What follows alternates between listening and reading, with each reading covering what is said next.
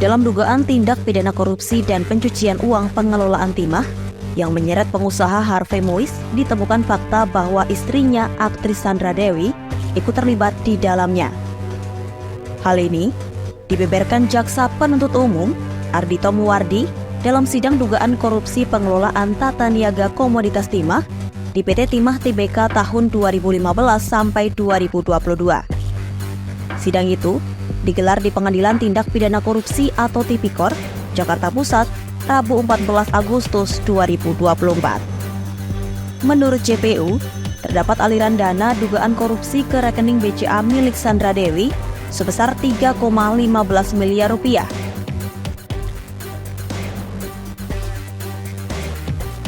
Selain itu, uang haram tersebut juga diketahui dikirim ke asisten Sandra Dewi senilai 80 juta rupiah.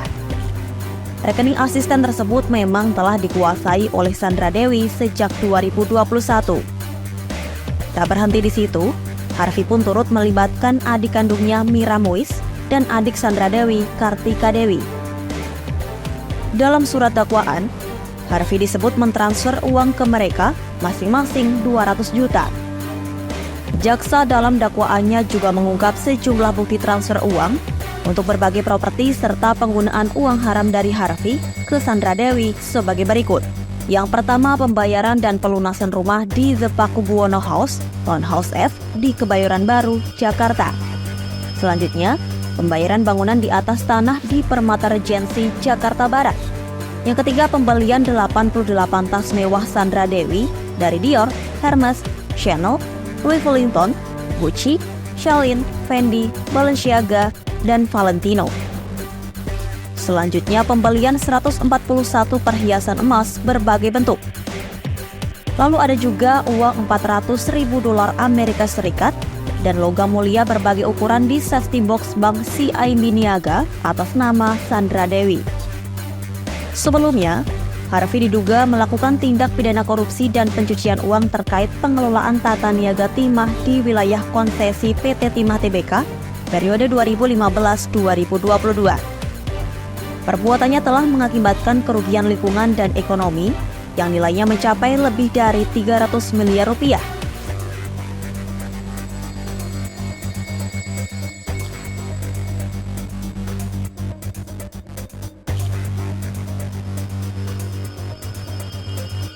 Mulanya, Harvey selaku perwakilan PT Refine Bangkatin atau RBP menghubungi Direktur Utama PT Timah Muhtar Riza Pahlavi.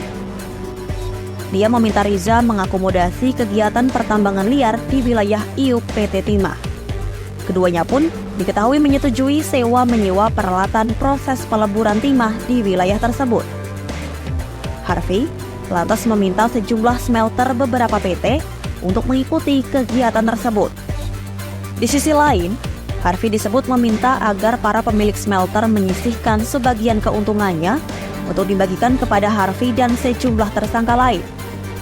Pemberian uang itu pun disamarkan dengan kegiatan CSR melalui money changer PT KSE milik Helena Lim.